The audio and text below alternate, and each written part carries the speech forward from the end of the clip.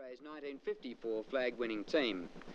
Well, earlier this year, many thought that the 83 flag could be fought out between these two clubs who had gone so long without success. Fitzroy went into this game leading the competition by 2 games, having won 7 on end. But they'd lost key defenders Grant Laurie and Laurie Serafini, injured in last Monday's state game, and Michael Conlon was suspended. Footscray hadn't lived up to their early season promise and had lost their last 3 matches, 2 of them by over 100 points. Well, we joined the game in the first quarter, and with me is Doug Hayward. Half forward for Footscray, who've done most of the attacking in the last 10 minutes. Hitchin. Logan. Duperuzal tackles him high and gives away his second free kick for 30 seconds. Free kick to Bill Logan. He can get the ball off Williams.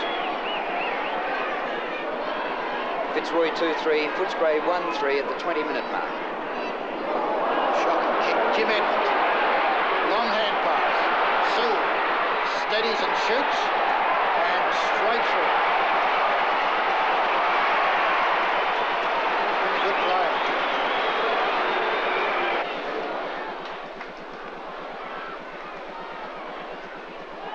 Out of the centre, knocked forward by Wallace. Carlson with Burton. Harris, Royal, and Royal will take the free kick for being grabbed. So things going Footscray's way after Fitzroy started all over them, and really it's the key forwards who are doing it, Sewell and Beasley. Bad kick by Royal, bouncing towards centre half forward, off the shins of McPherson to Neil Cordy, tackled by Logan, back to McPherson, just gets the kick in, bit lucky. Brian Cordy, long left footer, high for Beasley, O'Neill from the back, Duperuzal, it's close. It's a goal and Footscray have hit the front. That was an absolute thriller by Duperuzal. The 22-minute mark. Got the big fellows nicely done this time, but Marn loses, takes it away from Hawkins. And Hawkins was hit once again, and Hawkins will take the free kick.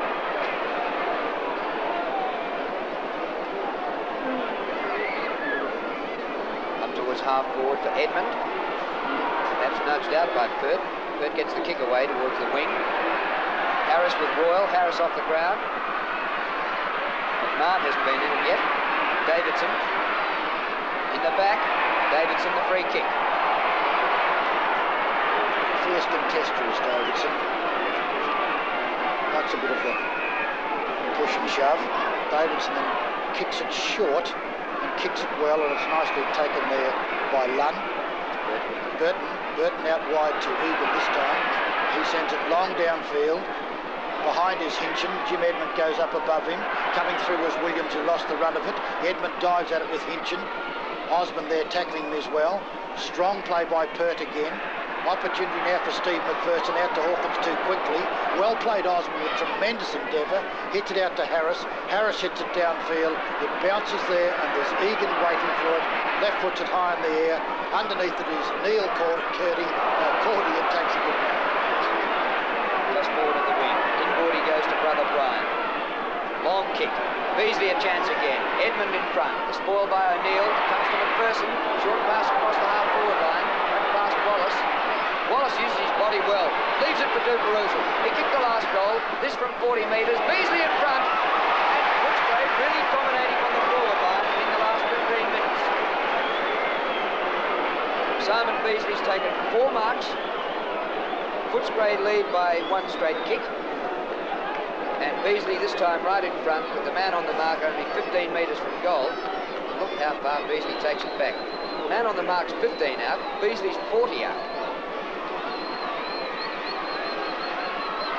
But it's his second goal, and Footscray, after trailing early, now lead 4-3 to 2-3. Bounces for Purser. He could have taken it with him. Williams underneath it. Lovely hand pass goes out towards centre wing, and Burton drives to Edmund. Well played. Edmund plays on very cleverly, kicks it very badly. Harris traps an awkward one, caught by Royal. Trapped by Royal, he held it a long time, and he's penalised. He's penalised. A very strong tackle, and it was thrown back badly by Rendell, which gives Royal a perfect opportunity to goal again, to goal for Footscray. They're 4-3, Fitzroy 2-3. Brian Royal is about 30 to 35 metres out from goal. The angle is slight. The kick is hooked a bit now. It'll be right. It'll be right. Just made the distance, but it's through. Footscray having a wonderful first turn. A minute into time on, and Footscray's lead out to 3 goals. Well done by Wallace. Davidson, high to centre half forward. Knocked on by Hawkins, and he has a chance to roam his own crumbs. It's Sewell, a right footer. Beasley's there again. A great mark by Beasley. He never looked like getting there, but he spilt to the turf to take his 5th mark in 26 minutes. And how Fitzroy are missing their key defenders. Simon Beasley right in front. Absolute replica of his previous kick for goal. He kicked the second last goal for Footscray.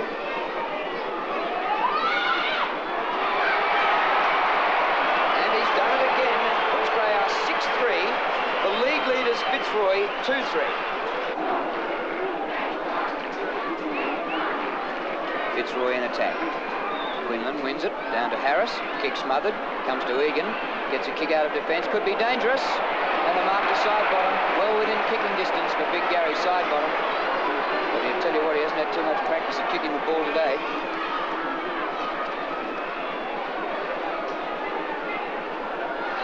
50 metres out, it's his 9th kick, even that surprises me, but it's a good kick, and sails home with plenty to spare. And Fitzroy well within striking distance now. Purser's had all the work to do at centre bounce. Rendell clash taken by Hawkins, an excellent player. Out towards Jim Edmund. Awkward bounce. He's got 3-1 against him, but he beat them all to it. Gets a nice hand pass out. Booted down by McPherson underneath it. O'Neill can't take it. Nice play, Royal. Royal can have a shot for goal. He's tripped. Hand passes. Play on, said the umpire. Beasley's with it and kicks a goal.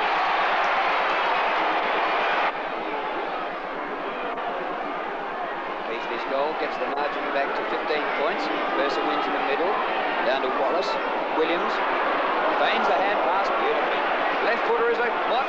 Up towards Beasley with Pert. Play on rules the umpire. In goes Edmund. In the back of Pert, and the free kick will go to Gary Pert.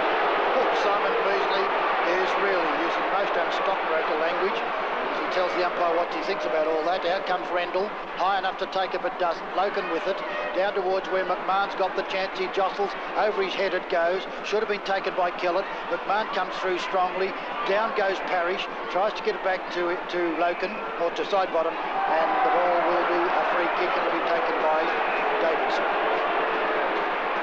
Side bottom bowling him over, 15-metre penalty. Davidson decides not to use it, gets it back to Burton. Bouncing ball on centre wing, Neil Cordy. A lead inboard from Burton, who's followed up his own work. Good pass to the forward line, but it won't reach Beasley. Defensive mark Hinchin. Wonderful interception by Hinchin because the kick was well directed to Beasley. Hinchin back to the centre of the ground, not a good one. In front was missed by Loken. Strong play by Parrish, back to Loken. Loken's kick is more height than distance. Underneath it, the chance is there for Coleman. Nicely taped down to Coleman now from Roos. Coleman breaks away, long run.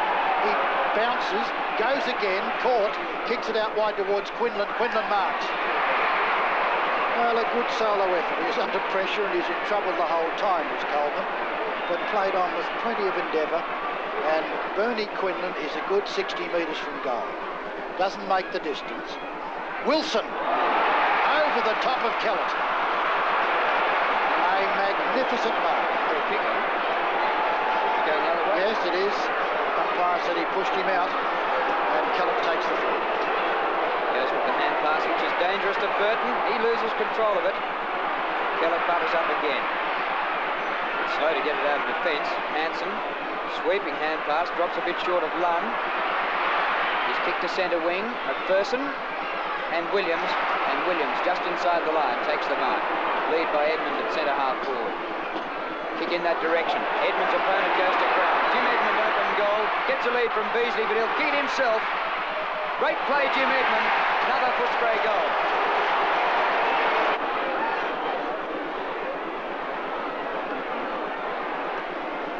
Rendell straight to Parrish. Parrish out to an open half-back flank where Brian Cordy has the run of it. Gets it across to Burton. Burton centre wing. Downfield looking for Anderson. Kicked off the ground nicely there by McPherson. Osmond dives on it, kicking in danger. Should have been the decision against McPherson. Nevertheless, he kicked it out in the full, whichever one you like. But it was kicking in danger played, and Richard Osmond will take the free kick. 24 minutes gone, third quarter. Kick towards the wing. Knocked out by Egan. Loken's found the tempo of VFL football pretty well. Grimley, down he goes, and will take the free kick one around the ankles. Grimley's kick up towards centre half forward in the direction of side bottom. At the back, Roos, good mark. Had a lovely hand pass out right to Loken. Loken kicks under pressure and rams it through. Very well played, Loken. Margin 15 points again. Rendell wins in the middle. Footscray player holding the ball, Hawkins. That was an absolute...